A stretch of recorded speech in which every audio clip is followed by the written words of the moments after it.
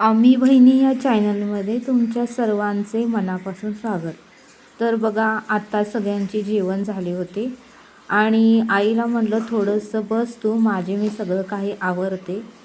तरी पण तिने काय ऐकलं नाही. तिने लगेचच सगळं काही जेवणाचं आवरून भांडी वगैरे घासून आता झाडलोट करत आहे. बघा, 1 मिनिट काही ती शांत बसत नाही, सारखं काही ना काही तिथं चालूच असतं.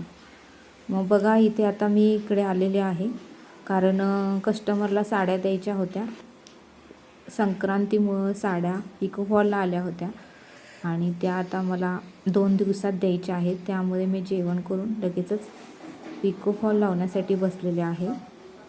आता इथे झाडे जरा कोरडी वाटायला लागलेत मला आणि त्यांना आता पाणी घालायचं आहे.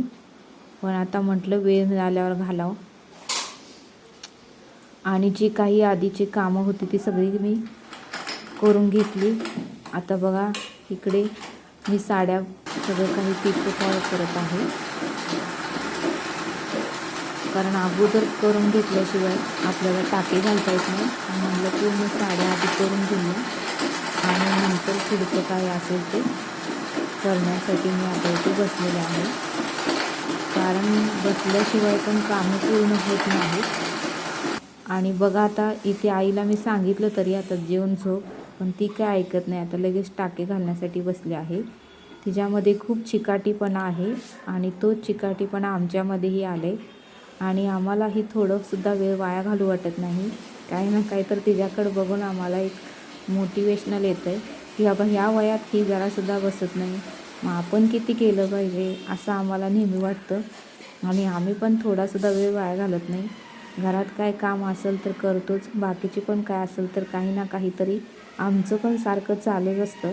आणि तिच्याकडं बघूनच खरंच आम्हाला पण एक सकारात्मक विचार येतात, एक पॉझिटिव्ह विचार येतात की आताच स्वयंपाक झालं, जेवण झालं, सगळं झाडलोट तिनंच केलं. आणि तिला म्हटलं माझे मी टाके घालते, कस्टमरला द्यायचं आहे. पण ती म्हणली नको, झोप काय, मी काम केल्यानंतर झोपते, पण काम ठेवून मला काय झोप येत नाही असं ती मला म्हणली. मग मी पण म्हटलं ठीक आहे. मग बघा, माझ्या पण पूर्ण साड्या झाल्या होत्या. मग म्हटलं चला आता बाहेर झाडांना पाणी घालूया, म्हणून मी घरातून पाण्याची बकेट भरून आणली आणि आता झाडांना घालत आहे.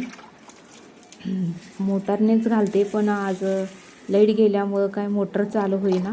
मग म्हटलं आता तोपर्यंत थोडं थोडं तरी बादलीनं घालूया आणि नंतर लाईट आल्यावर मग मोटर लावूया. कारण मोटारीनं घातल्यावर कसं पाणी भरपूर झाडांना मिळतं, असं बादलीने थोडं थोडंच त्यांना मिळतं.